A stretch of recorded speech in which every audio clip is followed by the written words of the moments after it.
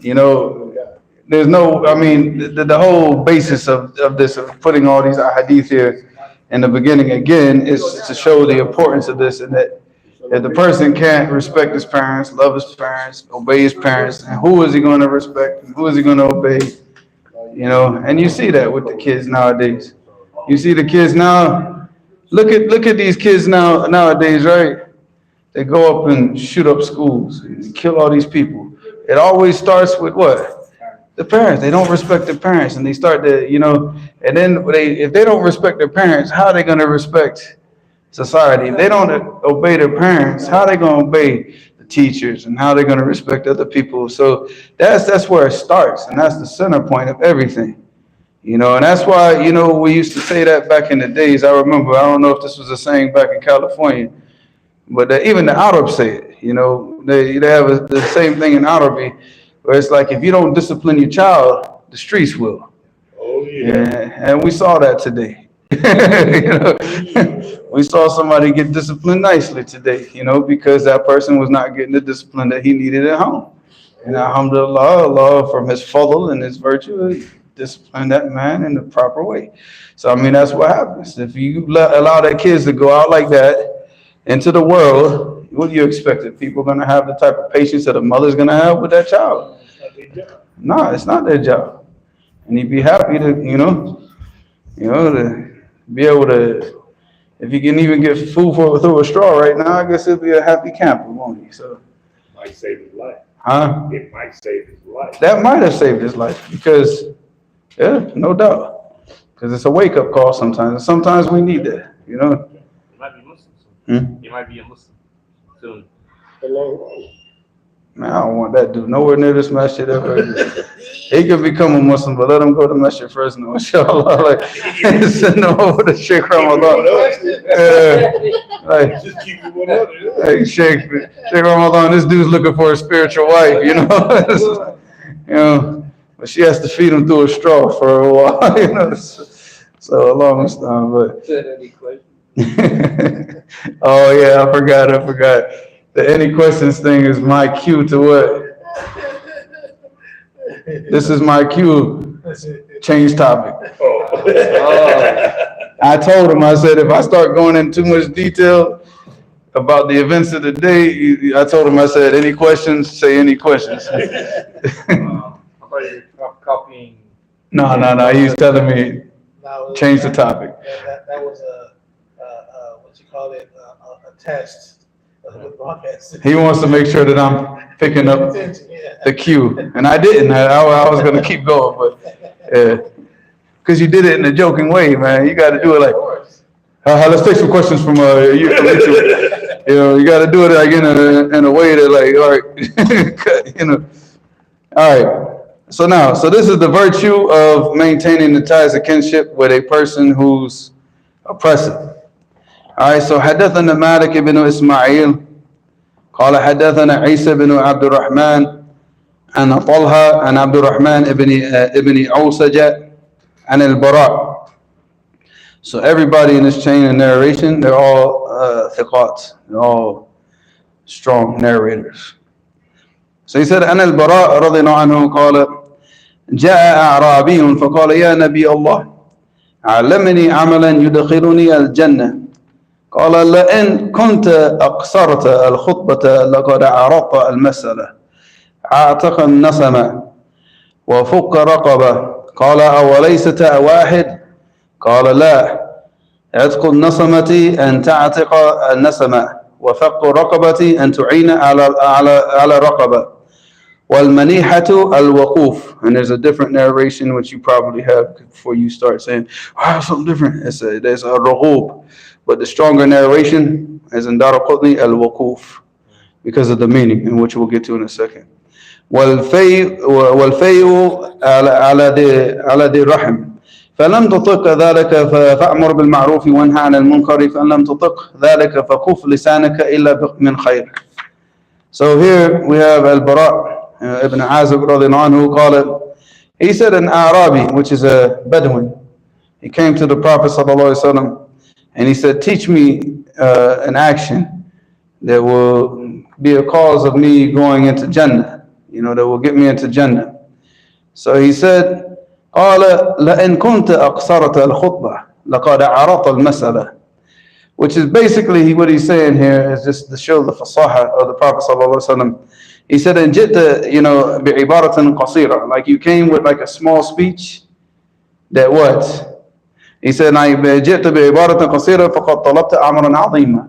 So he said, like you came with a small question and few words, but you're asking about something that's very, very great. Even though you asked about it in a few words, but the answer is something very, very great. So he said, "إن كنت أقصرت الخطبة." The khutbah here that you أقصرت that you shorten your speech. So you ask like in a little way, لقد عرضت المسألة, but you. Is that what khutbah means? Short speech? A speech, yeah. No, but he said أقصرت قصر, from قصير, which means short. So he said, like you basically made your speech short by using few words in the way that you're asking, but you asked something that's very vast and something very great. He said, أعتق النسمة, and he said to free النسمة, it means any living being. So obviously, what does it mean here? The freest slave. Yes. He said, وفك رقبة, and here it also means to free somebody. So here it means free somebody. Here it means free somebody. So the Bedouin said to the Prophet ﷺ, are they not one? Are they not the same thing? Like you're telling me to do two actions, but aren't they one? So then the Prophet ﷺ said, La. He said, no. Etqul nasama is to what? And ta'atiqa nasama, to free a person. Like basically what you see is you see the person in slavery or captivity, and you pay for his freedom. You buy him and free him. You buy him with the purpose of what? Of freeing him. That was your whole purpose. And he said, وَفَكُّ رَقَبَةً and tu'ina ala raqaba. This means that you assist the person. So he's trying to, like, maybe he's captive, maybe he has a debt, like he's in debt, because just like a person who's in debt, he's in captivity to the person he's in debt to. And he can't get away from this person until he pays the debt back. So if he's in debt, if he's in captivity or slavery, because captivity, if he's been taken in war as a captive, and you pay or you give him the money or help him out to free, so he can free himself. So that's the other one. So he said, no, they're not the same. They're two different things. And he's talking about the two ways of doing this. And then after that, he said, وَالْمَنِيحَةُ الْوَقُوفُ. Well, al-maniha is like basically, it is like a she camel or a sheep. Al-halub, it's the milk is coming out of it at the time.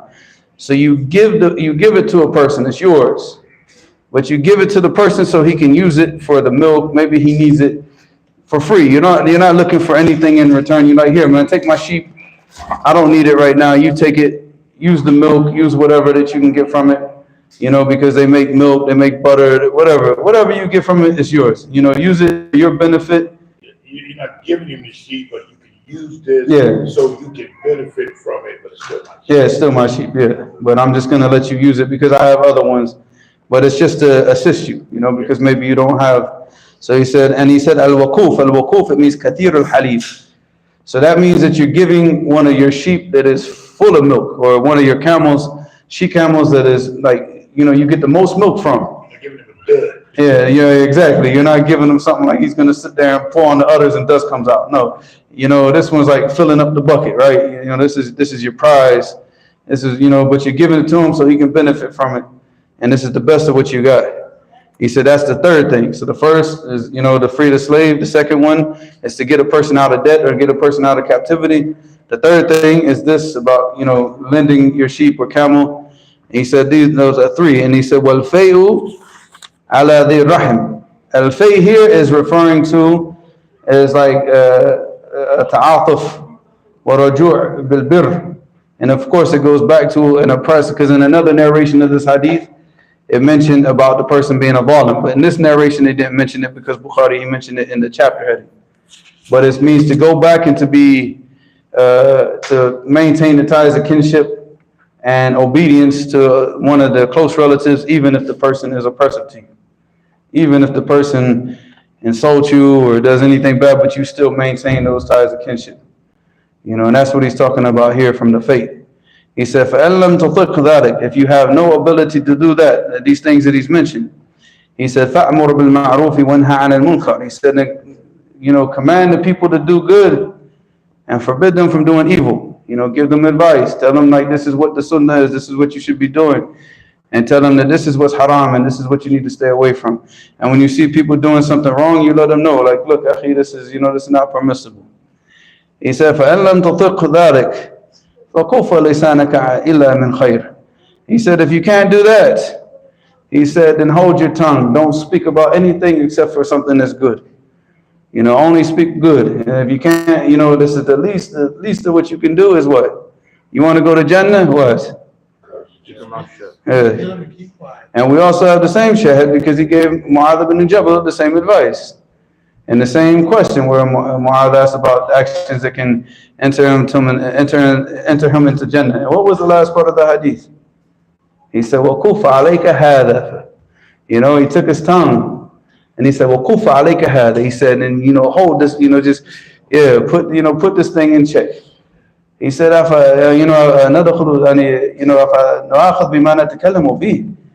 going to be taken by what we speak about, He said, my tongue is heavy today, all that pizza. ثَقِلَتْكَ أُمَّكَ يَا مُعَاذ. And he said, this is like a statement of the Arabs, where they say like, like may your mother lose you. But it's not like a dua. It's just a statement, but it doesn't mean, it's like out of surprise, like ta'ajjub, like surprise, like you asked this question. He said, هَلَ يَكُبُ النَّاسَ فِي النَّارِ عَلَى وُجُوهِهِمْ أَوْ قَالَ عَلَى مَنَاخِرِهِم إِلَّا حَصَائِدُ أَلْسِنَتِهِمْ. He said, it's the one thing that gets the people thrown in the hellfire on their faces. In the first part, عَلَى وُجُوهِهِمْ, is it gets them thrown in the hellfire on their faces, because they'll be drug on their faces and tossed off into the hellfire. Except for what? Hasaidu al-sinatihim is like just allowing their tongues to just like what? Just with no control. Huh?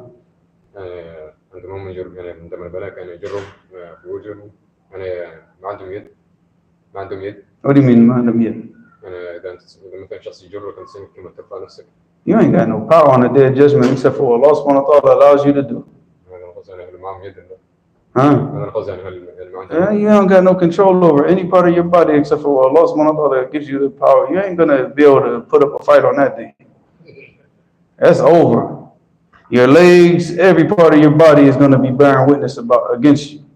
Telling imagine like you use your legs to walk, to go buy alcohol, to walk to a girl's house to commit fornication, to walk to to Fulan's house to go buy some weed, to walk to all the shutter.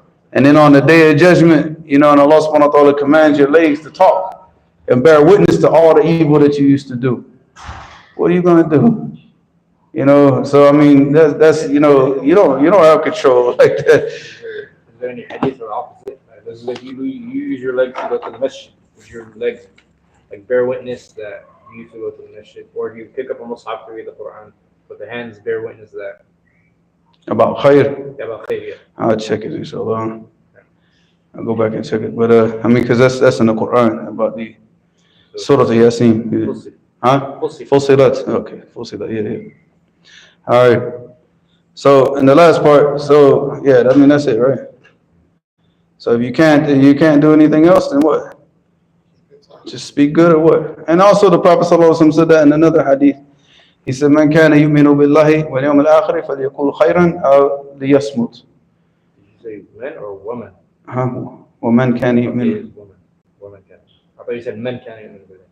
Oh, what happened? It's the wow. Oh. I had to. You messed up my train of thought now, man. Get out of the problem. I'm trying to get in trouble tonight, man. You want to lose your Crocs? My Crocs? I never have Crocs. All these inside jokes tonight. I wish, man, we should have drove by and took a picture of that. You didn't get the joke. I got it now. I'm serious. You had to translate what that meant. the Crocs that are sitting up there in the projects right now. Any questions?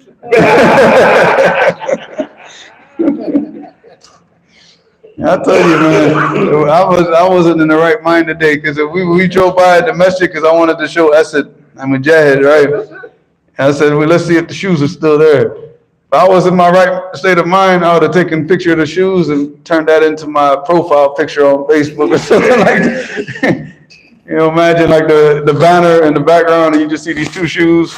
You know, Allah Musta'an. Huh? No. And I told you, I ain't going down tonight, man. We got too much going on. Too much going on. Too much chicken. All right, so inshallah, that's it. Another thing I want to talk about, obviously, because of the events of the day. So it came in a hadith in Abdullah and Abi Musa al-Ash'ari, radiyallahu anhu. This is now where this is where now he's going to get serious about any questions. Now, so, and Abi Musa radiyallahu anhu قال سمعت رسول الله صلى الله عليه وسلم يقول المؤمن للمؤمن كالبنيان يشد بعضه بعضا وشبك بين أصابعه. So here Abu Musa radiyallahu anhu, he mentioned in a hadith, he mentioned that a believer is to another believer like a building, you know, and that they all come together and they all what? They all strengthen each other. We all work together. And, you know, we advise each other. And ad-din nasiha, we see something wrong, we give each other advice, you know, and we try to work together to build brotherhood between each other. You know, if a brother's wrong, or if you think a brother's wrong, or you think, you know what I'm saying, there's, you know, certain ways that we need to handle those types of situations and manners, you know, because we also have, like, you know, the hadith of Nu'man ibn Bashir radiyallahu anhu, in which he said, مثل المؤمنين في توادهم وتراحمهم وتعاطفهم كمثل الجسد إذا اشتكى منه عضو تداعى له الجسد بسحر والحمى يعني سائر الجسد بسحر والحمى. So here, in the Prophet ﷺ said, he said that, you know, the example of a believer, the believers all together, you know, في توادهم, and their love for one another, وتعاطفهم, and their, you know, and their sympathy for one another, وتراحمهم, and their mercy that they have for each other. كمثل إيش؟ كمثل الجسد. He said it's just like the body. If you have an ailment in one part of your body, then the whole body starts, you know, like you might have an infection in your foot, or you might have a stomach issue, but then the fever that starts to spread throughout the whole body starts to feel it. You know, and it's just like that. If we have something in our communities or something amongst us that's, you know, we all feel it. You know, and that shows the unity that we're supposed to have, and the way that we're supposed to be working together, and the way that we should be amongst each other. You know, and then, you know, in certain situations that come up, I'm going to try to really, this is a land of thorns that I'm going to try to navigate very, very, very, very carefully. In certain situations that come up where, you know, it might look to one person that somebody might be wrong, because sometimes people have to deal with situations in a very, very rough manner, and it happens. But, you know, as us, as Muslims, we should never, ever show weakness and disunity in front of these kuffar. You know, if we have any issues amongst ourselves, problems with ourselves, or like, if I don't agree with the way that you did this, or I don't think that this should have happened, we take that behind closed doors and we can hash that out amongst ourselves. You know, if we have to turn that into a Royal Rumble, let it be that Royal Rumble behind closed doors. But now out there where those kuffar are going to see the Muslims like disunited. If something has to happen, if we're forced into a situation, hypothetically, all right, where somebody has to knock somebody out, yeah, hypothetically, and it's, you know, and whatever, because this person is deserving of that. You don't like the way that situation was handled, stay quiet, Go behind the doors and we'll talk about it.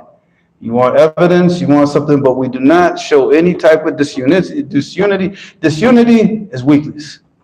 And the kuffar, they look for any opportunity of weakness amongst Muslims to exploit that and cause problems and dissensions, because they're looking for that weak link amongst us. That's what they're searching for. Don't let them know out in the public who that weak link is.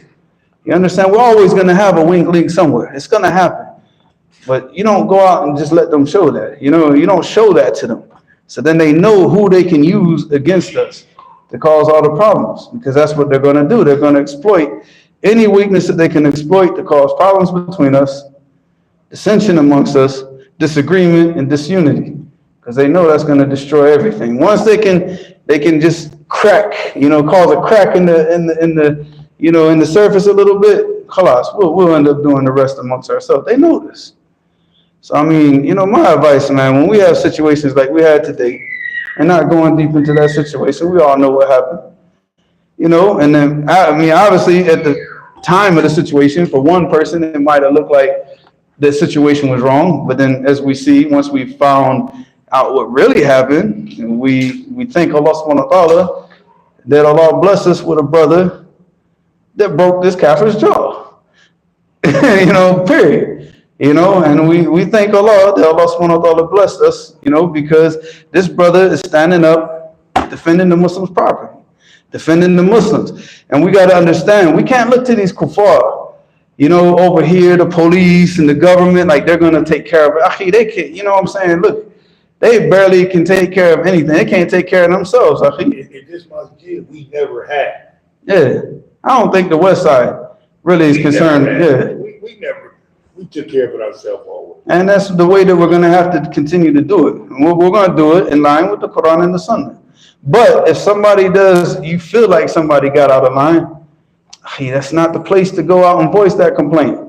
We got a masjid, we got a room, we can sit down and we can chit chat, we could handle this and we can iron out whatever, and if we discover that somebody made a mistake or maybe it was a misunderstanding. And the main thing, the biggest thing that causes these problems is always a person having a small amount of information, and it's not even the right information. If you don't know what's going on, don't talk. Don't talk until you know the full situation. Know the full situation, because that talking and all that, it was too much today. And like I said, there's certain things I could deal with, but I couldn't deal with the reaction. The reaction I could not deal with, and I won't be able to deal with that, because that shows disunity. And in front of the kuffar, no, it don't show any type of weakness. If you could sit in front of the kuffar and never sneeze and never yawn, try to do it, because sneezing, yawning, all that shows what? It's like weakness, yawning. It shows like laziness. Don't show any weakness in front of them. But one thing the Quran says, Allah subhanahu wa ta'ala in the Quran, he said fighting prescribed to you something to that effect, but you may dislike it. Everybody don't. That ain't everybody's cup of tea. So look, we're human beings. Doesn't matter if you like it or not. You have to think about, like, right now, how many people's right now, their property just got saved. Because this guy right now, inshallah, bi'ithnillahi ta'ala, he's going to be in the hospital for a good little while, thinking about what he's done. What's up? Lights. What is it? What is it? Ambulance. Ambulance for what? The lights on. Well, you have YouTube questions. Huh? Where is it at? In front of your house? The baby bag. Yeah, the baby come in here. Oh, it's the child. Probably gave her a ride home or something. Yeah. Well, she had to get stitches, right? No, she's not gonna come home that fast. Because prepping her for stitches is not gonna be that fast. Yeah, plus they don't watch it for. That's gonna be like 4 hours. You gotta watch the baby. Concussion protocol is 6 hours. Yeah. They won't even. A baby, they won't even let her go. Until concussion protocol is done, they won't even begin to do any treatments. What were you saying, sir? I was just saying that, some people may be uncomfortable with fighting, and Allah said that's something we may not like. See, that type of stuff ain't for everybody. It's not. But again, when we look at the situation and we say, well, let's weigh out the good and the evil of this. All right, on one aspect, we let the guy go. A few times. All right, but I mean this, and then he goes and he continues to do this over and over and over, as we now know from his biography that this is habitual with him. Or two.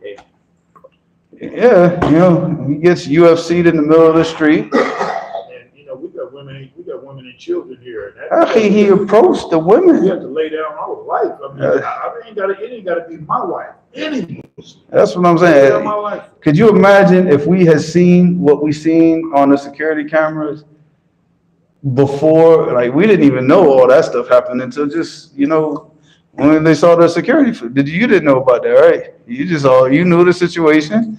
That's it. Yeah, but approaching the sister, that's a big no. Now, could you imagine knowing all that other stuff? That's what I'm saying. There would have been a lot more anger involved. There would have been a lot more damage, but people just need to get their emotions in check, keep the emotions under control. And when we have a disagreement, that disagreement is between us, man. That's behind closed doors. We can always sit down and talk with these issues, but that's not the time for it. When it's time to handle business, if you're not that type of person, step back, get out the way, and let the people who are going to handle the business. So Allah has created everybody and put everybody in positions. Yeah. So if that's not your place, that's not your place. Nobody's going to shame you for that, but you will get shamed by going there and being an obstruction and showing like this, that the emotion out there. That's not the time for it. Because wallahi, the message that we send like that. Yeah, exactly. Like I said, when you see 6-7 Muslims walking through a projects, leaving a body out on the grass with no shoes on because he done got knocked out of his shoes, and these kuffar just like, whoa, you know what I'm saying, running out their house like, but then but those aren't the only people. Since we've had this place, we have been going, people have been coming, man, they come through here and they disrespect just Juma so bad, and we've been doing this the whole time. To where now it's just blatant, breaking our stuff. No, that was too much today. Women. See, now it's just getting too blatant. And that was too much today. You always got to weigh the situation, right? Because you got gangs and you got other things, and you got to think about repercussions that might happen. And look at the situation. We are. Yeah, I'm saying, but I'm just saying you got to look at that type of. But in this was not one of those scenarios, and Allah knows best. The gangs respect. The street people, the neighborhood people, and they respect this place. Them people, him was not from our community. They come in, but the people around the community, man, they respect this place like we grow up respecting churches. Same thing. Yeah. Same thing. But that was disrespect going on. I have a suggestion. Let's say if an emergency happens where brothers are needed, I'd say we say something like a code word, so that could trigger everyone. Come now, we need people to come. Watch him. Let's just say he's here. Let's just say you're fixing. That's what you saw him. He didn't say nothing, did he? No, I'm saying. But you saw how he moved, and you're like, something's going on. I was the first one there because you see everybody came. I said, move, because I just move. There we go. There's the code. There we go. Move. I said, move out the way, and I got in the corner. If you hear move, everyone go. That should be the code word. No, you should be. The code word is gonna be UFC. Yo, there you go, UFC. But the thing is, we should have enough eye on each other that you ain't got to tell me to come. If I see you moving, I'm with you. You ain't got to say nothing because I'm watching the whole Juma. I'm watching everybody out there, every child, I'm watching everybody. Yeah, it's been too much these days, Akhi. Wallahi, too much. And that right there was, he's still in our face now. They just walk up and still in our face now. That's how they get out. Well, ain't gonna be doing it no more. The reality is, we've always established suture here.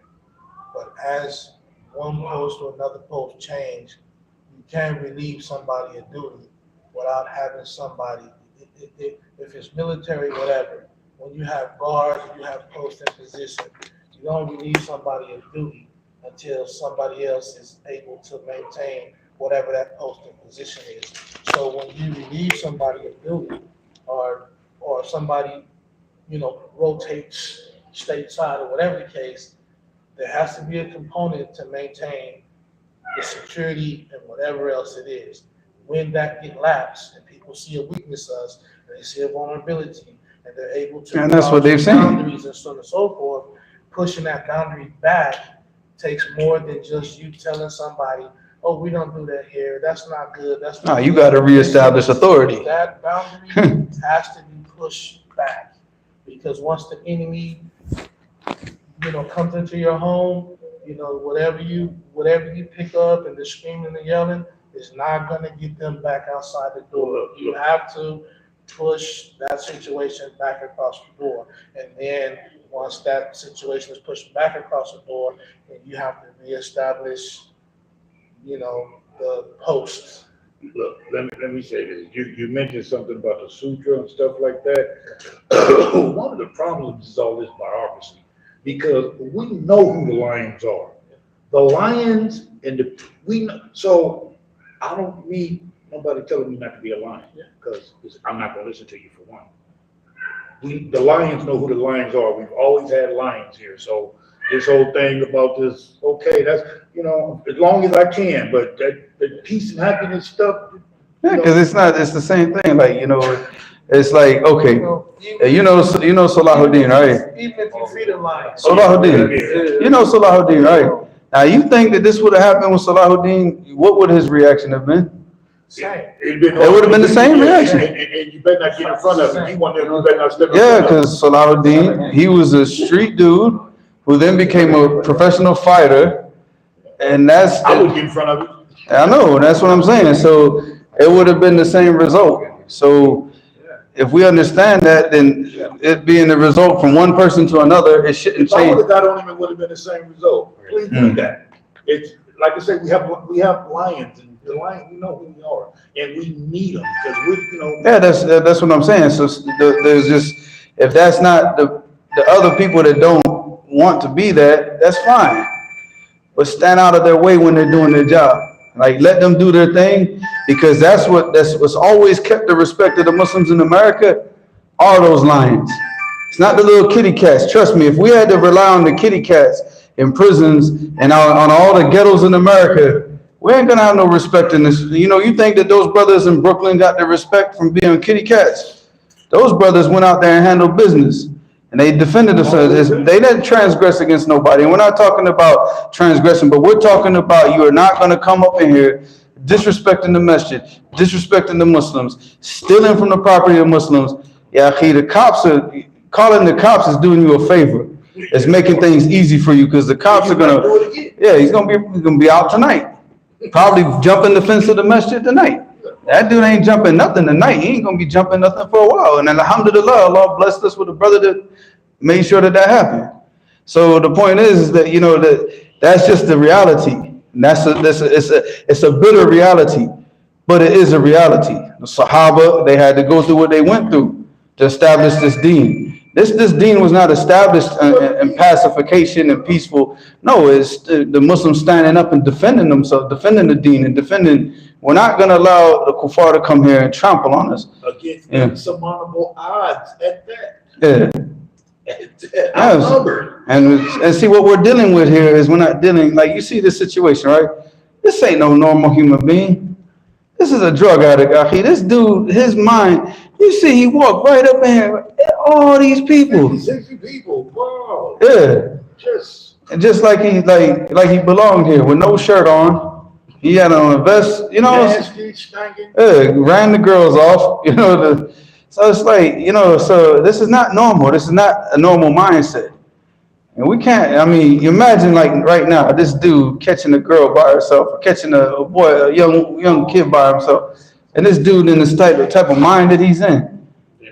Nah, man, we can't, that's what I'm saying. It would have been a much different story. and we'd have like homicide out there. You know what I'm saying? I don't want the situation where somebody comes in here and you know, violate look, you scaring a sister is violation, because one thing the sisters have a right to is security, to feel safe. They have that right.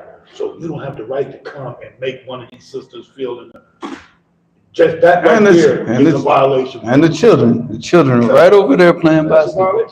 The children, all the children were right over there playing basketball, and this dude walked up in the masjid, right there, playing basketball. You know what I'm saying? So, man, we're not, you know, like I said, man, what happens, happens. What happened, and alhamdulillah it happened, especially. My property. Exactly. But the thing is, my main thing is like maintaining that unity, and just like I said, it's a bitter reality, but it's just, that's it. I mean, even if I would have been forced to act, I'm gonna tell you something. I would have felt bad afterward, but it wouldn't stop me from doing it. It would not. I'll do it again, and I'll feel bad again, because honestly, look, when I saw how hard that dude got hit, I felt bad for him at first. Because you know, we walked past him and saw the remnants of what was left over of this dude, me and my son, and I was like, "Sucks to be you, dude." You know, like, hey, you know that. But then when I saw the security footage, the boldness, I was like, man, I wish the brother would have hit him more.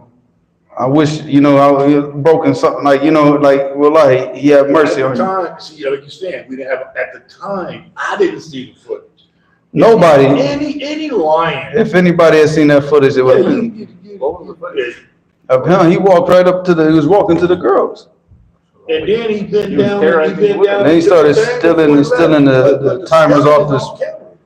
Yeah. The stealing's on camera, bro. Just out in front of everybody. He just walked out, plain as day, bent down, like he owns some stuff. And then he went to the cars. I think he breaking in the cars and everything. He walked. I got comfortable. Huh? Just, you know, I don't know, because the cameras, they don't go out there. No, the camera. I got my car, because my car was right. No, he was taking the timer thing off the sprinklers. But he had already took one, because Suleiman had to get the one from around the corner. Yeah, so he been taking it. It's the first one. Been taking it. Are you taking questions? No, yeah, go ahead. It's Friday. Okay. I know the class only just begun. This comment was from way the beginning of the class. I know the class only just begun. Began. No, it says begun. No, it's began. Oh, began. It just began. Begun is with the.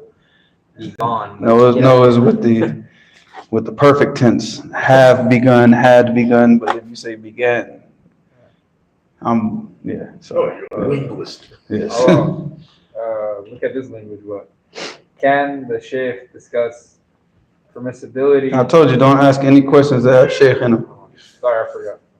Anybody that says sheikh, no question for you. But this looks like a new person in the chat. Well, a new person learns new lesson. All right, this one says, maybe from a sister. She says, "Assalamu alaikum." Wa alaikum salam wa rahmatullah. Is it okay to take knowledge from a sheikh who is leading a group dua on the day of Arafah? He is on the aqidah of the Salaf, but this is throwing me off. Jazakumullahu khairah.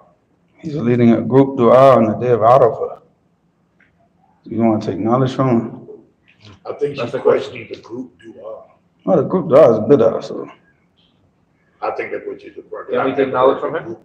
Can we take knowledge from this person? I don't know who the person is. I mean, you gotta look. If the person's doing stuff that's any type of bid'ah, then that should already put you on a warning. You know what I'm saying? So, but I mean, you have to go and talk to him and figure out why he's doing what he's doing. What's his wajh? What is he? You know. But I mean, me personally, if I see a person, women. He's still young, man. Yeah. I know things out there. Yeah, that's what it's for. You go on Arafah, you make dua. When you're teaching people, I mean, if it's for teaching people or something like You that. teach them a dua. Yeah, if you're doing a dua for them to know what you're supposed to say at that place. No, but he's talking about on Arafat, I think. That's like leading the people in dua. Each person just goes up and makes dua for themselves. This question says, what is the ruling on fasting on Saturday, it being Arafah? The hadith is a Bulugh Maram, it's da'if anyway, so. And the hadith about fasting on Saturday is half of them Hajri mentioned. You know, you have Bulugh Maram.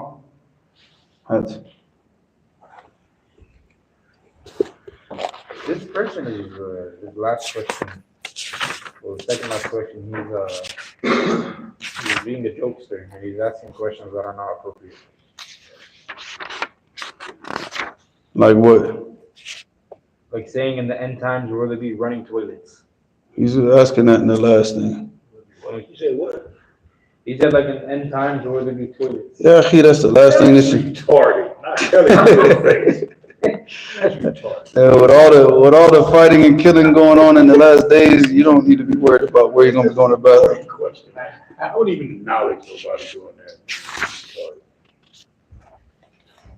See, that's something else we talk about. See, being too lenient with people. Sometimes you got to tell people, you know what, man, you just need to shut up. Just shut up, man, because you talking stupid. I tell you what, no. Allah subhanahu wa ta'ala told us on the day of judgment, when you're looking at the fire, I bet you won't be thinking about it. I bet that'll be the last thing on your mind. So here's the hadith when it's Samma bint Busr رضي الله عنها أن رسول الله صلى الله عليه وسلم قال لا تصوموا يوم السبت إلا فيما افترض عليكم فإن لم يجد أحدكم إلا لحاء عنب أو عود شجرة فليمضغها رواه الخمسة ورجاله ثقات إلا أنه مضطرب وقد أنكره مالك وقال أبو داود ومنسوخ. So I mean Malik, Abu Dawood, all of them. Well, Abu Dawood, he said that the hadith about fasting the Saturday is mansukh. That's the least. And that's just him trying to find a jama' and then deal with the. What? Weak? No, mansukh, it means it's abrogated. It's no longer applicable. But Imam Malik said, ankarahu. He said no. And then Hafid ibn Hajar said it's muttarab.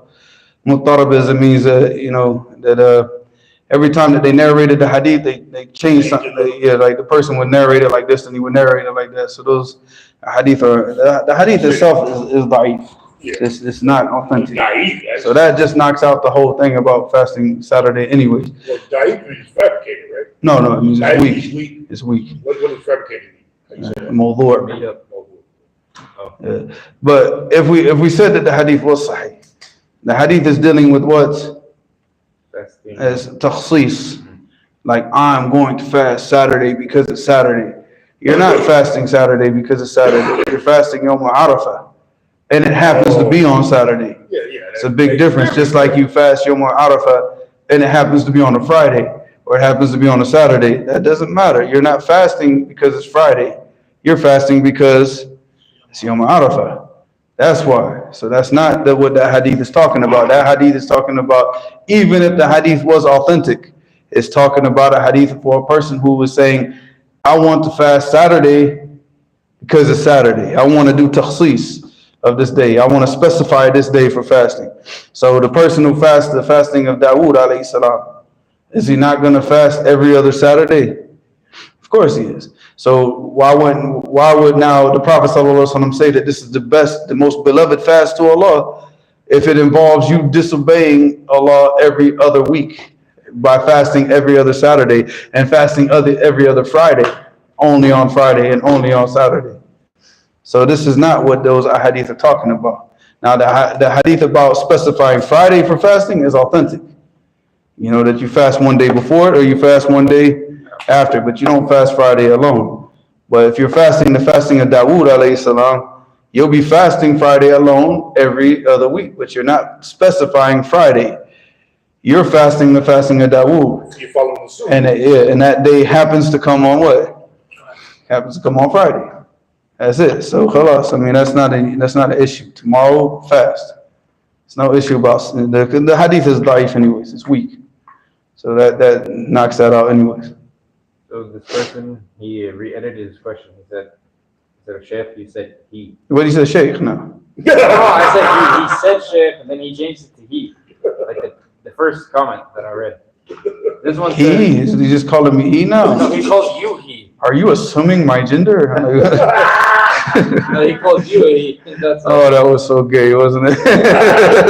Any questions? Oh, and it's the wrong month for the jokes like that. All right, go ahead. Can he discuss the permissibility of Father's Day since it's on Sunday? Is there any opinion that says it's permissible? Permissible what? Celebrate Father's Day. That's the Eid of the Kuffar. Tell him, since this is, I might as well say it. On Sunday is my birthday. Tell him that celebrating birthday is also haram. So why did you just announce that it was your birthday? No, I said because might as well. Sunday's my birthday, but by the way, it's haram to celebrate birthdays. Yeah, so let him know that. You're trying to get attention, Hamza.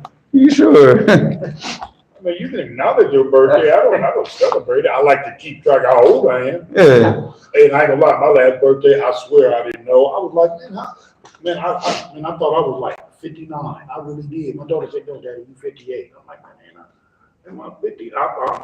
No, man, for real. How's the chicken coming along down there? Oh, yeah, it's going good. Is this is this real or is this just practice? Oh, no, you know that thing, man. All right. This question is about a hadith question. Did we even answer? But yeah, man, celebrating any of the ayat al-Kufar is not permissible. This question says, Sheikh al-Albani, well, I'm going to say rahimahullah, declared the hadith sahih about Saturday. Why did he take that opinion? Didn't I answer that question? There's a lot of people from the ulama before that. But I'm saying, even if the hadith is sahih, even if you said that the hadith is authentic, that does not mean, that means you're doing takhsis, that you're specifying Saturday for fasting because it's Saturday. That has nothing to do with you fasting the day of Arafah, because it landed on Saturday. Yeah, that's a whole different thing. It was like that in 2021 too. It was like that, 2021. That's what I'm saying. Every single year we have to deal with the same. Hold on. The Rasul would wake up, and if he didn't find food in the house enough for his family to eat and himself, he would fast whatever day it was. And if he came back and he found that there was enough food that he also could join in, he would do what? He would ask, show me the food, so he could make sure there was enough. If it was enough for the family to eat and himself, then he would make the intention to break his fast and he would eat. And it doesn't make a difference if it was Friday, Saturday, or whatever day it was. So again, that's also abrogating the weakness of this hadith that you can't fast on Saturday. I mean, even going deeper into that, because they asked a question about Sheikh al-Albani. Hold on 1 second. Because you got Bukhari and you got Muslim. All right. Bukhari has conditions for the hadith to be sahih. And Imam Muslim has conditions for the hadith to be sahih. Who has the most stringent conditions? Bukhari. Did Muslim agree with the conditions of Bukhari? No. And go read the Muqaddimah of Sahih Muslim, and he was very, very vocal against the conditions. So there are certain ahadith that Muslim would declare as being sahih based on his conditions, that Bukhari would not accept as being sahih. So when you see that they both agree on a hadith, which now becomes muttafaqun alayh, then you understand how authentic that hadith really is. So when you look at that, and you look at, now you look at like nowadays, I'm not comparing the ulama of today to Bukhari. No, I'm saying I'm not comparing them to Bukhari and Muslim, because there's no comparison. But I'm saying if you look at, like, for example, like Sheikh Mufrad and Sheikh al-Albani, now who has the most stringent conditions for making sure that the hadith is authentic? Sheikh Mufrad. And Sheikh al-Albani is more lenient, where he'll take, like, a hadith that, like, make it hasan based on the majmu' turuq, even if there's no shahid for the hadith, there's no authentic narration for that hadith, he'll make it sahih. Okay, that's the route that you want to go. He's an imam. Nobody's going to fault you for following an imam from Ahl Sunnah wal Jama'ah. But me personally, I don't go that route. You know, I'll go with Sheikh Mubah. It's not because I studied in the Damascus, but it's because, you know, his conditions for making sure that the hadith are very, very strict. And he's more in line with like how Bukhari was. And that's what I follow. And that's what I go with. So whatever that means, that means. But I mean, you know, again, if this person chooses to follow Sheikh Al-Albani, he's an imam. Like, there's nothing that you can say to that person, hey, Sheikh Al-Albani made the hadith sahih. He made it hasan. Tayyib, you want to follow that, follow it, akhi. Nobody's going to fault you for that, right? You're following an imam. But I'm not going to follow that. Not everything. Not saying that I'm not going to follow what Sheikh Al-Albani says, but again, there's going to be things that you agree with and things that you disagree with. Yeah. So you don't use the basic intentions on fasting before you fast? That's not what we're talking about. No, but There's because a whole load of questions. so you gotta, so you do. But I think you missed. So like for example, like you wasn't planning on fasting, you woke up, you wasn't planning on fasting, right? But then you just like No. It depends on whether the fasting is an obligatory fast or not. If it's not obligatory, that's the Prophet ﷺ. He woke up, there's no food in the house, and he said, "Ana idan sa'im." He said, "I'm fasting today." That was not a mandatory fast. That was just an extra fast. So you can make the intention to do that in the daytime as long as you haven't done anything that goes against the fasting. But in Ramadan, you have to have the intention to fast from the night. You can't just wake up in the morning and say, okay, khalas, today I'm fasting. No, it doesn't work like that. You have to make the intention from the night. This, Wait, let me clarify something. Because the day starts at night, not the, so the nighttime is the beginning of the day. oh yeah. That didn't make no sense. The nighttime is the beginning of the day. No, I mean, the night is first. Well, Yeah. we understand Like daytime. right now, When the sun comes up. right now, what he means, like right now is Saturday night. Okay. And then tomorrow will be Saturday. The night comes. Right now it's Layla to Subs. Yeah, no, yeah. You Yeah. kind of put it. That's what he's talking about, yeah. Yeah, I know what you're saying. Yeah. He's getting philosophical, but yeah. No, I'm saying, but why would you wake up in the morning if you're gonna fast to wait till the morning when your day started before you went to sleep? That's what I'm saying. So why would you wait? You had all night to make intention to fast. this question, he wants to be a funny guy. I don't want funny guys. Give me real questions. This person, We got chicken fingers. That's the only funny guy we need. well, for Chicken someone- fingers is back. You remember chicken fingers, right? I think for the audio for Harun, Al-Zahal, whatever your name is, we're not taking your questions. You want to be funny. And because he's telling Is he the toilet guy? No, that's I think Khalid and Ali. But this one says, Ustad, what should we do on the day of Arafah as people who aren't going for Hajj? Oh, that's a good question. I mean, this is Arafah is a part of those 10 days, right? So all of these 10 days should be obedience to Allah. Read Quran, do a lot of dhikr, make a lot of dua, fast, obviously. You're going to be fasting. I think because I think, isn't it like if you don't go to the Hajj, you can sacrifice an animal? Usually they say like things. Not on the day of Arafah, no, that's I mean, all. I don't, but sometimes. That's after the Salatul Eid. Okay, but that's, so I think what it was getting at, if you're not going, then what are some of the things you can do if you're not going, I think. That's probably it. I mean, on the day of Arafah, you're fasting, read Quran,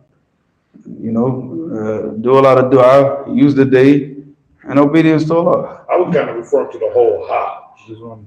Instead of just focus on the day of Arafat, because I don't know, like. I mean, the day of Arafah is dedicated for dua.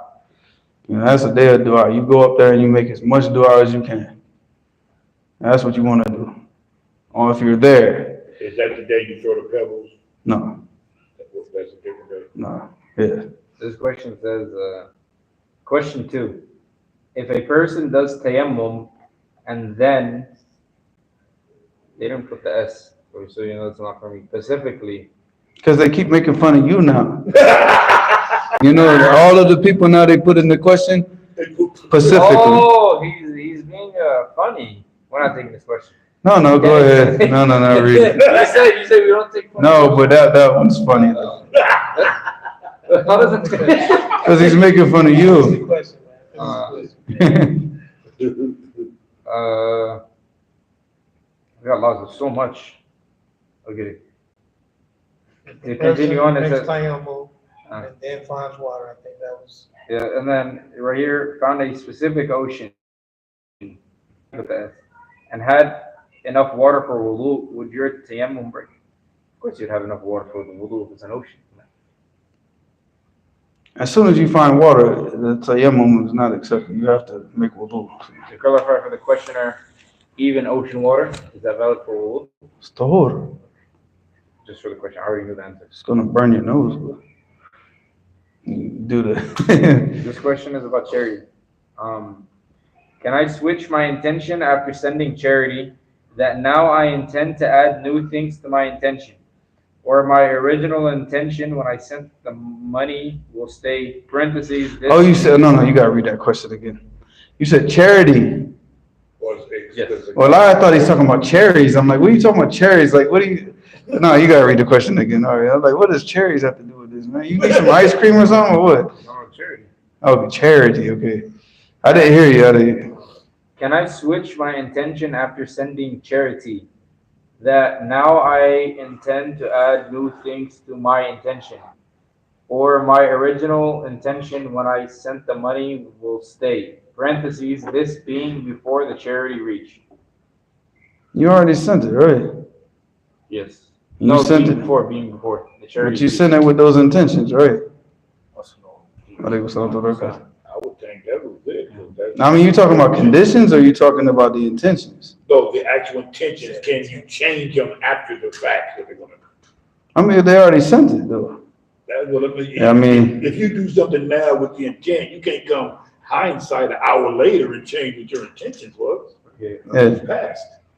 These That's what I. we need to do justice. I mean, you could intend to do the action for the sake of Allah, and you're giving charity, and then maybe people start to praise you, and then that can start to mess up your intention and mess up the act. So you have to be careful of that. But I mean, as far as like your intention of giving it for the sake of Allah, like that's what you gave it for. So what would you change that to? I think it would mostly talking about like if my intention was to give charity here, then I seen somebody else in need, so I want to change what I was allowing my money to be. I think that's the question. I mean, if you give it for Allah, you give it for the sake of Allah, you know? The question is, if I give the charity with an intention, can I add stuff to my intention after the money is already gone? Yeah, that's what I mean, because it's going one. But that's what I'm saying. That's why I don't understand. I can understand like a stipulation. So basically, the example would be, okay, I'm giving this to support the people. Now I realize. What I'm thinking, like, this is what I think, right? We see a person, they don't have food. So we say, look, I'm giving this money with the intention of what? You have to buy food. But it's a stipulation. That's not your intention. But your intention is to help them for the sake of Allah. But he said he needed food, so you stipulate like, look, I'm gonna give you this money, but you gotta buy food. And some of it go on the lights. But then I realized, yeah, but then he also says later on that I don't have the money for the electric bill. And then you say, well, okay, you use some of it for that. Yeah, you know, good. If that's the case, then but that's a stipulation though. That's not the intention. The intention that you're giving it for the sake of Allah. Ask him to clarify. Uh, Let's ask him to clarify. If you don't trust him, you could just get the food yourself, right? This is for MA for the username. We need more clarification. Clarification. Oh, Question. I thought that was the question. Ask the person to clarify so we know what they mean by. So this person in the chat, he's now mad somewhat. We need to do justice because when I said we have a funny guy at first, or when I said for Harun and Zahab, he also said specifically. And now he said, why does that guy get a pass? I didn't know what he said. So this person says, I asked, I said, was he the toilet guy? You know? no, before that. This one says, this is for the Harun question. If there are pictures inside books, do they specifically have to be destroyed? And Hamza, look. So what's the problem with that? This is being funny. But he's being funny in an innocent, nice way. But we In a friendly way. We need more clarification. No, man, you made me think that because there was one guy that was in the comments. I had to block him because you guys didn't block him. That dude said some sick stuff, man. What did he say? I can't even repeat it. Mujahid read the questions yesterday, and Mujahid said, "This dude is saying some sick, like some bad stuff." And I said, "What is he saying?" I said, "I can't read it." So I'll get it. I'll read it later.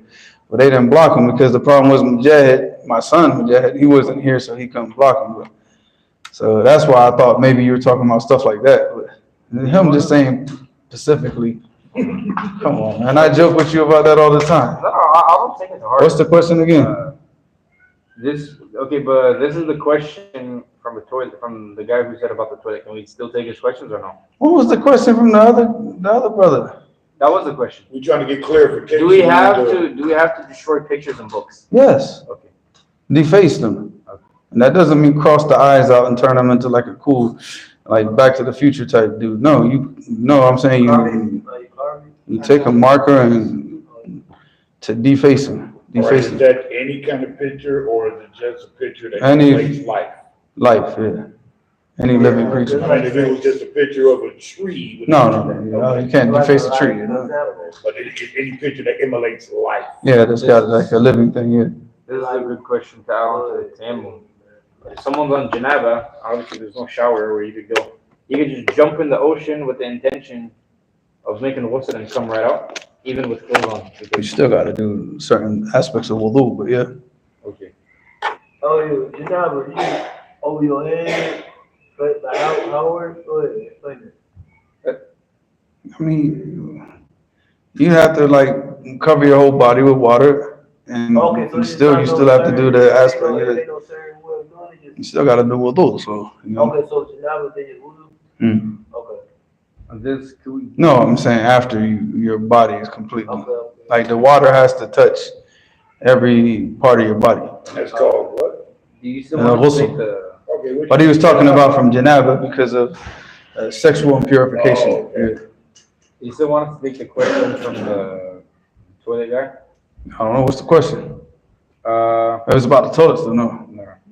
Is it a bid'ah to specifically say "A'udhu billah" after yawning? Because I heard it's from shaitan, but there's no hadith that says do specifically say this.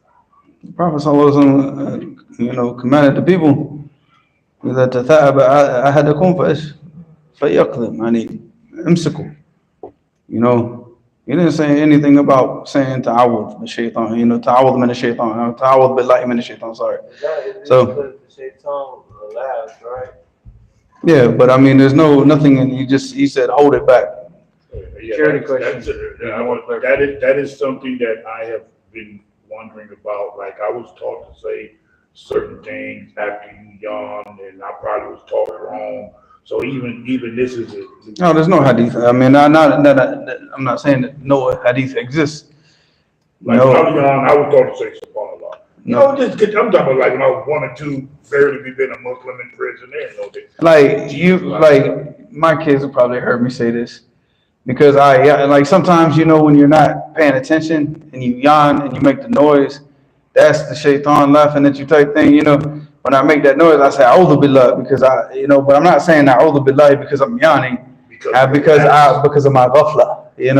I'm seeking refuge with Allah subhanahu wa ta'ala from the shaitan because of my ghafla, because I got absent-minded and I allowed that yawn to, to actually just say A'udhu Billah because you yawn, no. It's not, I don't know any hadith for that. I only know the hadith in Sunan Abi Dawud, This is more clarification on the charity question. This one says, charity question, dash.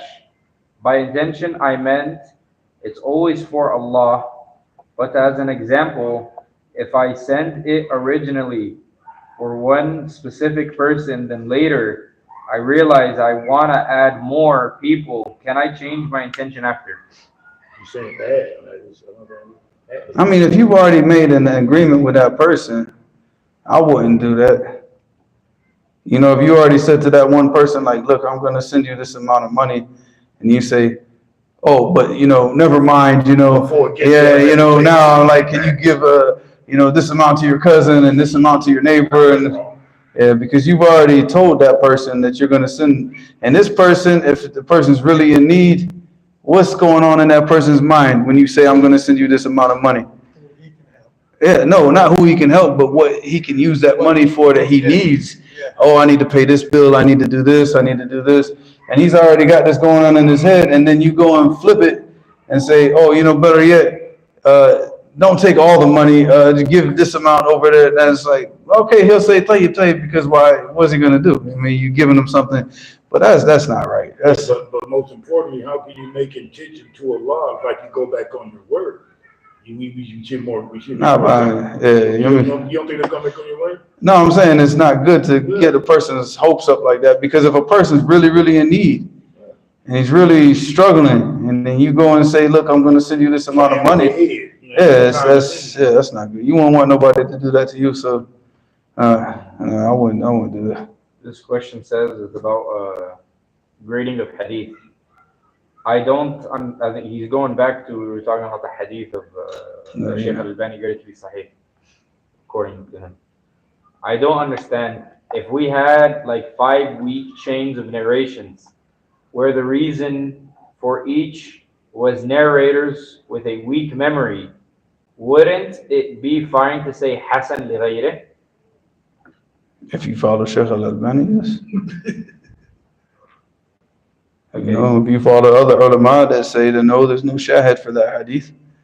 You have to have some hadith that is authentic. It's a shahid for this hadith. The 5 weak ones, that don't make sense. Well, no, it happens. But what he's saying is, Shaykh al-Albani, he'll take 5 hadiths that are weak. But what they're saying is that the weakness is small weakness. It's not like, munkar al-hadith, mawdu'. It's not like severe weakness. So he's like, okay, you got 5 separate narrators from 5 different chain of narration, from 5 different, maybe these are from Sham, and these are from Misr, and these are from whatever, Iraq or whatever, and Basra or wherever. So now, how can this not be authentic? Yeah, Because they're all over, and this is the way that he looks at it, which is fine. Like I said, you take that. But other people will say no, because there's still no shahid. So, you got people that are going to be extra careful. I don't want to say, the Prophet ﷺ said anything unless I'm absolutely sure. There has to be some authentic hadith that I can go and use that to prop these narrations up. If I can't prop these narrations up with other hadith that are authentic, then no, I'm not, not accepted. This one says, Assalamu alaikum. Wa alaikum assalam wa rahmatullah. Off topic, but everything here is off topic. I don't even know what the topic is. But the topic earlier was UFC. So I think everything's been off topic. But I've heard that if someone makes 3 mistakes in salah, that it invalidates the salah, and making sajdat as-sahw isn't enough, but that you have to redo the prayer. It's not about, all of this goes back to the madhab, right? So you got the Malikiya, they say this, and the Hanafiya say this. Look, if the actions, you start to do something, and those actions take you out of the salat, you understand, where now it's one thing to like scratch your nose, scratch your head. So you're saying like right now, my nose itch, scratch. 1. Oh, my head itch, scratch. Oh, my scratch. That's 3. Oh, my salat's invalid. No, but that's what I'm saying. So, I mean, that didn't, those small little actions didn't take me out of the salat. But if you made, like, I think if I made 3, like, mistakes, that's a lot of mistakes. No, I mean, but what I'm saying is, like, let's say that, I don't know, like some people, I've seen this in salat. This guy will start to eat his fingernails. Like, all of a sudden, he's got this infatuation with his fingernails, and I could never understand this. And he'll sit there and just eat his finger. I don't even think he knows he's in salat. He's just eating. Like that's invalid. Khalas. You've left, like, your actions now, like, you're out of the salat, man. And then, it's Allahu Akbar. Oh, Allahu Akbar. You ain't in the salat. And I mean, I've seen this in Yemen, boy, they start, like, I'm like, dude, you ain't got no fingernail left. Like, what are you eating on now? Because they sitting there, like, and he's like, but he's going to town on it. Like, it's like a Chinese buffet, but you don't like Chinese food, right? Happened yesterday, No, but it's just like, I mean, it's just like from, the salat has a start and a finish, and in between those times, so you can't just be doing anything you want. Yeah, that's what I'm saying. When those actions start to take you out of the actual salat, that's when your salat's invalid. Because now you're not in salat anymore. You have no khushu', you have nothing. Weird stuff. You there's certain things you cannot. It's the same thing we were talking about, like here. If you have a sutra set up, like let's say that you're praying, behind a person, you're praying your sunnah, and he gets up and leaves. Now there's another person, in front of him. Now, can you walk up to where that person was sitting so you could take the next person as a sutra? No, yeah, because that little small 2 steps, 3 steps, that doesn't take you out of the salat. But if you're praying way back there, the sutra leaves, and now you have to walk all the way up here to find the next. Yeah, now you're walking. You're not in salat anymore. Now your salat's invalid. You've left the salat. Yeah, but I was aware, it was my opinion that you can move to step up and fill a spot. That's what you're saying. Yeah, that's permissible. Yeah. Because that's not, that's a small action that doesn't take you out of the salat. Like when the salat al-khusuf, when Aisha was praying. And when the Sahabiya, she came and asked Aisha what's going on, and she pointed to the sun, because it was a khusuf for the sun, it was a solar eclipse. She pointed while she was praying. That didn't make her salat invalid. That's a small action, and it doesn't take you out of the salat. But when you get busy with something to the point where you're busy with that thing, you're not in salat anymore. Like the guy with his fingernails. What about the or the Jambiya thing too? You ever seen the Jambiya thing? Oh, you'll see that when you go overseas. Wait till you, if you're in Ramadan in Yemen. Oh, wait. They keep fixing the Jambiya. There's a Jambiya, the knife that the Yemenis wear, and some dudes, I guess they got jinn or something, they sit there and they keep fixing it, trying to get it just right. For and he'll be sitting there like moving the Jambiya. Oh, yeah. But I'll do that later. But say if you sleeping, there's too much questions. So just find some important stuff. The thing is, they're all like valid questions. Well, I asked the question of Hamza Sa'id. Just keep in mind it's 10:20 right now. So we'll take this one because Hamza Sa'id asked earlier. This is Hamza 2.0. No. This is what they call him in the chat now, Hamza 2.0. Yeah, you're being replaced already. No, he's the replacement. You can't replace the original. No, so he's the Pacific one now. What is it? He's not OG, as they say, huh? No. This one says how? Because I didn't ask it because you went over this in the past. What is the proper way for the finger in tashahhud? The hadith of Sahih Muslim. I remember we talked about this before. So when I mentioned the hadith, we took the hadith of Sahih Muslim with the Sheikh, and it was talking about what kind of yushir. And I remember the Sheikh saying, يا إخوة نحن نشير هكذا أو نشير هكذا. So what did everybody say? نشير هكذا. So yeah, exactly. So here the Prophet sallallahu alaihi wasallam can yushir. He pointed. He said, we don't point like this. Have you ever asked somebody for directions and he said, where's the store? Oh, the store. It's over there. Right there. You see the store over there? There's a hadith graded sahih in the Musnad of Imam Ahmed. That's according to Shaykh al-Albani. According to Shaykh al-Albani, right? That the Prophet said, yeah, I mean, of course. But what I'm saying is, like right now, you have a hadith that's in the Musnad of Imam Ahmed, and you have a hadith that's now in, Muslim, and it's in the Sahihain, right? So either one of them or both of them. I have to go check, but if I'm not mistaken, it's in both. So the point is that which one are you going to take? I heard one of the trustworthy shuyukh, he said you could do either.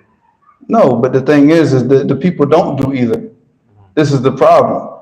So if you were going to say like, okay, this hadith is authentic, this hadith is authentic, why don't you do both? Why isn't it that sometimes you do this and sometimes you do this? Why is it that you always do this?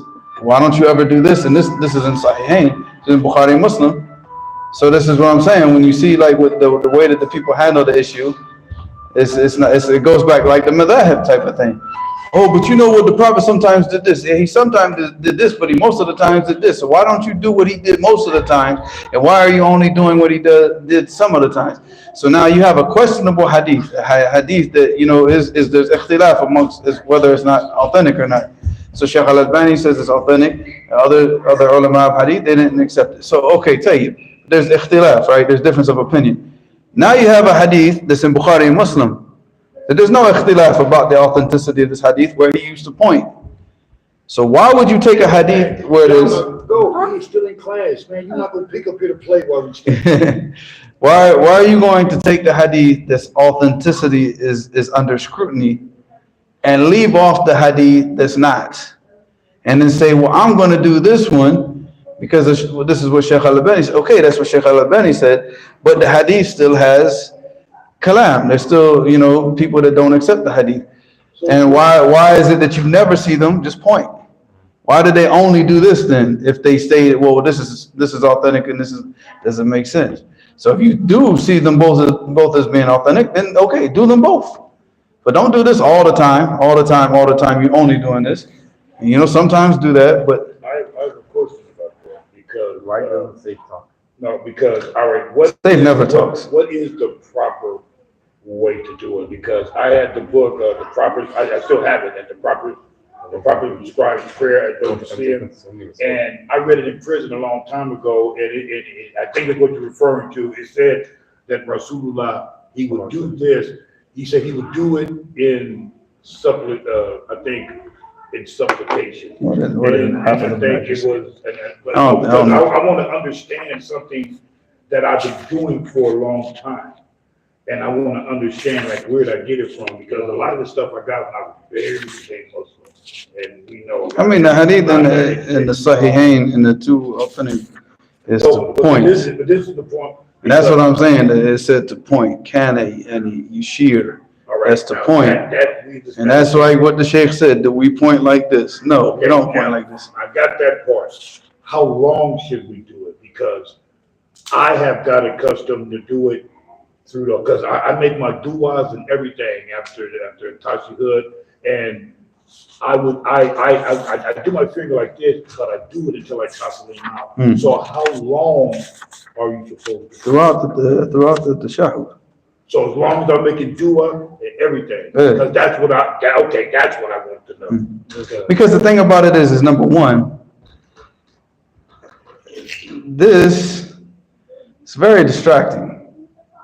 You understand? So it's like when somebody's next to you doing this, you know, it's just natural that your eye, whenever there's movement, what is it going to go to?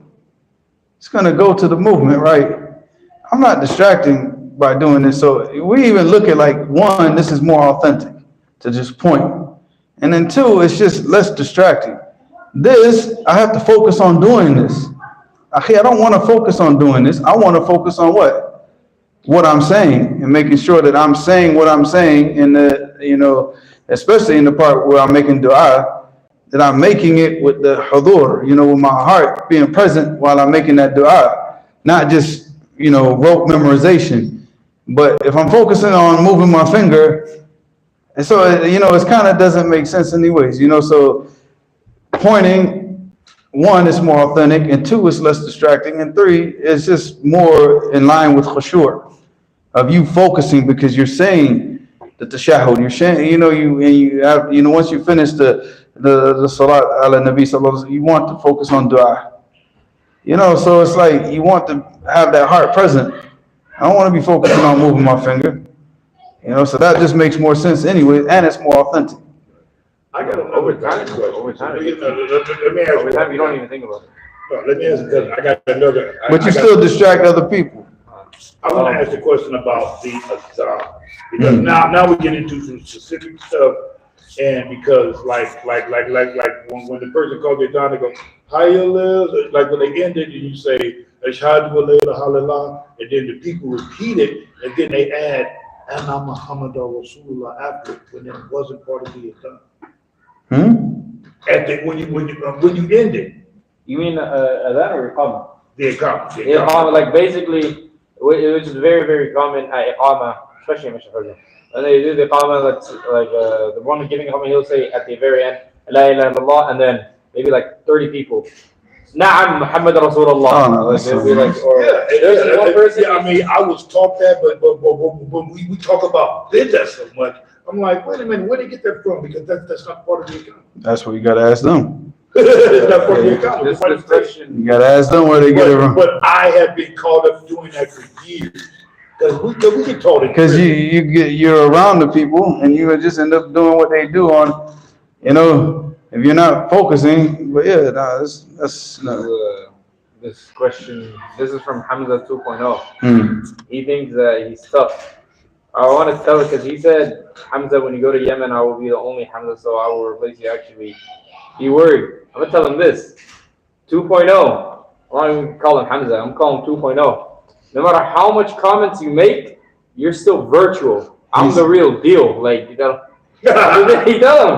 Literally, like, he's going to war with the comment section. You see this? No, yes, no. Oh, yeah. I accidentally skipped the question from earlier. Yeah, because you're too much focusing on personal issues right now. Go ahead. He got personal. He got personal. This, The moderator has to be non-biased. Go ahead. This one says, are skull emojis halal because it's dead? It's a face, man. Leave it. Okay. دع ما يريبك إلى ما لا يريبك. Leave that what you doubt for that what you don't doubt. It's 10:30. Now go ahead, take one more. I'm just looking for something real fast. Okay. So here's the hadith. That's Uncle Robert. This is in Sahih Muslim. All right, so this is the one in Sahih Muslim. عن ابن عمر رضي الله عنهما أن رسول الله صلى الله عليه وسلم كان إذا قعد للتشهد وضع يده اليسرى على ركبته اليسرى واليمنى على اليمنى وعقد 53 وأشار بإصبعه السبابة وأشار بإصبعه السبابة. This is the sababa, and this is what? Al-ishara. That in Arabic language is not ishara. That is not ishara. So here, وَأَشَارَ بِإِصْبَعِهِ السَّبَابَ رواه Muslim. That hadith is a Muslim. So that's the most authentic hadith about the issue. Do that. Yeah, I accept this hadith. So you got another hadith that's doubtful. Maybe it's Sahih, that's a Sahih Muslim. So do that. I'm telling you, I'm not a hadith and like coming up like we did in prison. Because we wasn't educated, we only took them if they came out of Muslim. I'm gonna start doing this though, man. I'm gonna start going up to the people that follow that hadith, and every time they ask me like where something is, that's what I'm gonna do. It's over there. You know, why do you keep doing that? Well, why you keep doing that? You know, it's like Prophet used to point with his finger, and you point like this, so I'm gonna keep pointing like this. You know. The narration is that you had it like Not in the Sahihain though. I mean, there's still Sahih hadith outside the Sahihain. I mean, because like. So the thing about it is you have a hadith that has ziyada, right? You have a hadith that's authentic. Now you have another hadith that's not authentic, or there's kalam in the hadith, and it has an extra wording of the hadith. So the hadith in the Sahih is a shahid for what? For that part of the hadith without what? Tahriq. Because that tahriq is what? The ziyada, right? This is the movement of the finger is the extra wording of the hadith. Now that is not in the authentic hadiths. There's no doubt about the authenticity of those hadiths. So now you're adding this wording to it. Now you have to find another hadith that would chain of narration that's authentic. You know, because that's not in the authentic narration. So what you're saying is if you're gonna recite one with the wiggly, it has to stem from an authentic. With the wiggly. Yeah, so you got to find an authentic one that says he wiggles. For that for that extra part of the narration. Yeah. No, because regarding the moving one, I've been doing it it's like because that for 20 years. one of the moving one, the reason like It's just gonna be difficult though. the reason why I take that because when like I 100% believe that it's sahih after I like looked into it and Sheikh Al-Albani. Have you seen the chain of narration?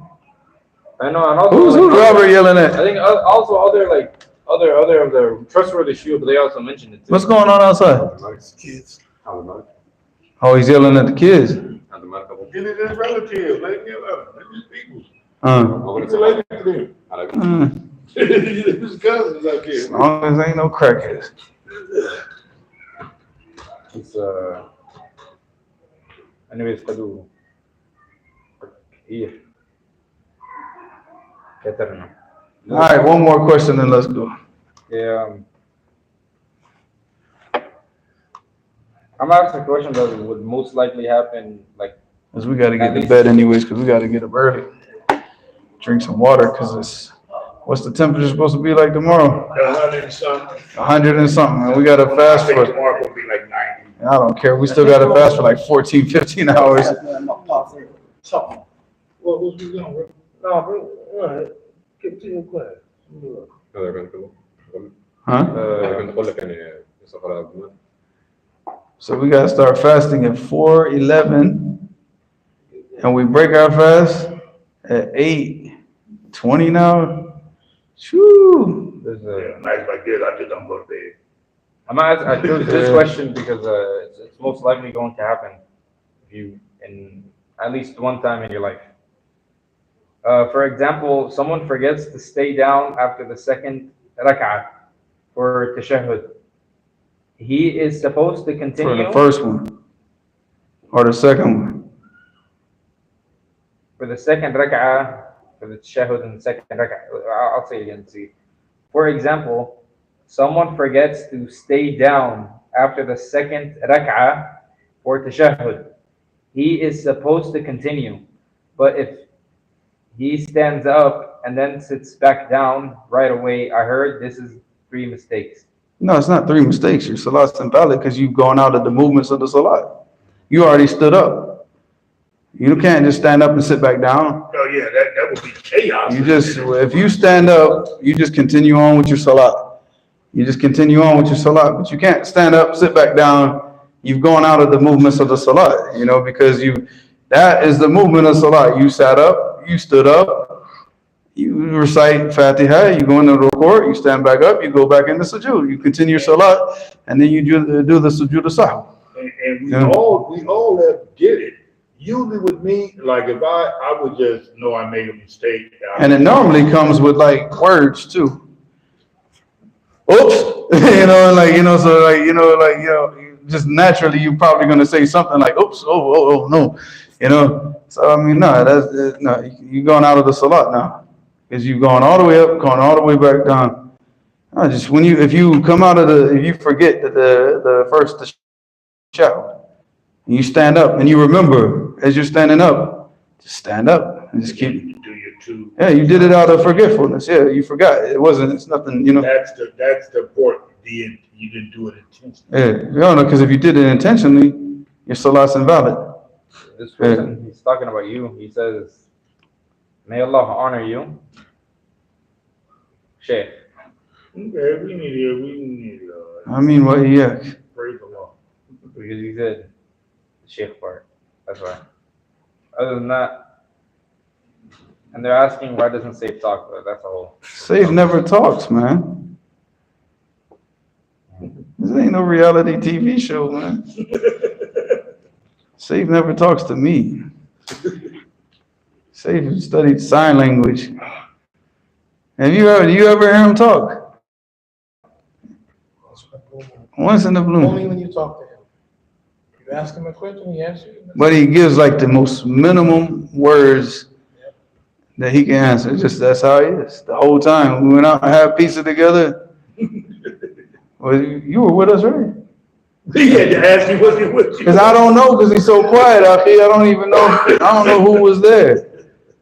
So I had to make sure that it was you, right? There you go. I even asked him about today. Yeah, I remember you asked, was you there? No, when we got home, I said, so what'd you think, Safe, about what you witnessed today? You know, because he was behind me and watched the guy get shredded. You know what I'm saying? I said, so what do you think? What did you think about what happened today? Like, I don't know. That was Yeah, yeah, that's it. Do we pause? I mean, stop it. That's it. خلاص, because we got to pray and go home. Allah musta'an. سبحانك اللهم وبحمدك اشهد ان لا اله الا انت استغفرك واتوب اليك. You gonna let us hear? Come on, man, you can do it today.